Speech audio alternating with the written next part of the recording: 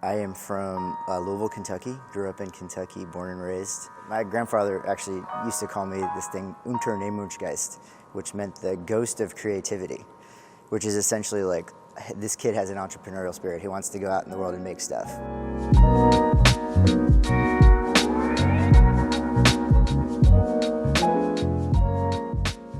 When I went to school originally, I went to school for sculpture.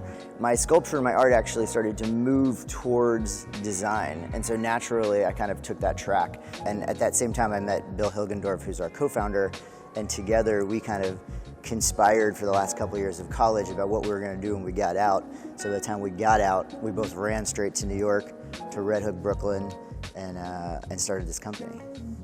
Uhuru is Swahili for freedom. Our first collection that we did was literally objects and materials that we found on the streets of Brooklyn. We would go out on the street and we'd find stuff, mostly because we didn't have any money to buy new material, but also we loved the idea of bringing in these materials and telling a story about the history, or making up a story about the history of what it could have been. I was a welder and Bill was a woodworker. And so fundamentally, bringing those two trades together created an aesthetic, and that aesthetic is a little bit of what we call New American design. We went from making 10 chairs at a time for a dining table to 500 chairs at a time for a Shake Shack. And so this is kind of the era where I went from a designer with a partner who's also a designer to a reluctant CEO and businessman.